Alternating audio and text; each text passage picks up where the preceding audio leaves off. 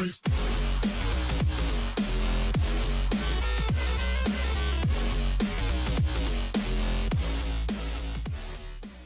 everybody, this is the news in the coaster world featuring SimpliSam.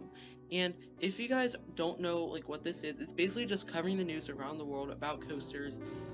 And yeah, it's pretty self-explanatory. So we're gonna get right in, and we actually have a lot to discuss about. Most of it's actually in Florida, based on an article that I read online a couple hours ago. A link in the description will be sent. So let's get right into this. First, we have Icebreaker, which is the premier ride shuttle launch coaster that's supposed to open at SeaWorld Orlando, and it has been delayed until 2021, which, yes, I know it is definitely a bummer, and I would have loved it to open in 2020, but we got this whole situation. It makes sense that they're opening until 2021, and I don't think they're complete with everything that they're doing, so it would make sense. Hopefully they maintain it while it's still vacant, while it's still standing but not operating, so yeah. Next up is Iron Gwazi, and Busch Gardens Tampa is still planning on opening it this year. And the reason why behind that is because a couple of riders were actually able to ride it just before the park was shut down. So I'm glad that Iron Gwazi is opening. It looks like an incredible ride. It really does suck for Icebreaker though, but at least Iron Gwazi is opening up, and we don't have any news about Pantheon or Emperor, and Texas Stingray is already open, so it doesn't really matter about that. It's just mainly just Icebreaker that we're concerned about. And next up is Epic Universe, and they are delaying that park until 2024. Epic Universe is going to be the new Universal park, and it really does look incredible. It really does suck that they're pushing it back a year, but you gotta do what you gotta do.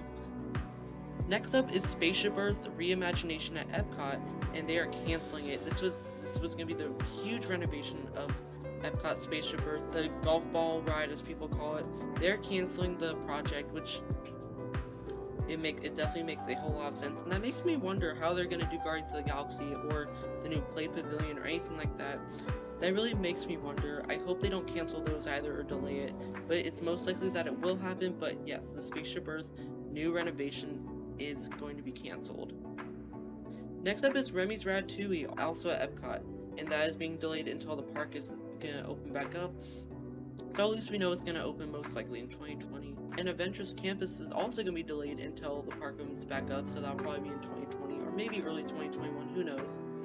Next up is that Cedar Point's 150th anniversary will be moved to 2021. I'm pretty sure most of you coaster enthusiasts will know that by now. Now, does this mean that Cedar Point won't open this year? I'm thinking yes, but I'm also thinking no. Cedar Point, all the Cedar Fair parks, from what I'm being told, they're going to open on July 1st. Like every single one of them, which would definitely make a lot of sense. And with them pushing back the 150th anniversary, it makes me wonder, will the higher 10-day Cedar Fair parks open this year, like Cedar Point, Knott's Berry Farm, or Kings Island? That's a good question. Like, what will happen to those parks? And same with Knott's Berry Farm. They are celebrating their 100th anniversary this year, but my best guess is that they'll most likely push that back to next year. And next up is Shanghai Disneyland, and they officially reopened just a couple days ago. They had to do reservations, which I'm thinking that most of the other Disney parks around the world are going to do that, if not all of them. And they first started opening Disneytown, and then they opened Shanghai Disneyland, so they did the staggered opening, which I definitely think all the other parks around the world are going to do that have like separate stuff around. So I definitely think, so yeah, it was a smart decision to open, but at the same time, like, we're still not fully recovered yet, but I do think it's great. Now, I'm wondering about Hong Kong. I haven't heard anything about them yet, so we don't know yet. And finally is that now for Six Flags parks, every single one of them, I'm guessing the water parks as well, you have to book a reservation for the park, and you have to book the reservation in that month that you're going to the park, which does seem kind of like a hassle because a lot of people love going to amusement parks, so that'll be quite the thing. It'll be insane. You really have to do the reservation as soon as the reservation's open. So yes, while it does kind of suck and you only allow 1,000 people in, I definitely think it would be nice, and it would maybe help the spread of the virus and ease it. And yeah, I definitely think it's smart on Six Flags decision. I definitely think more parks around the world will do that. And that's the breaking news over in the coaster world. Stay tuned for the next one, which will be in the next couple days, so stay tuned for that. See you guys, bye!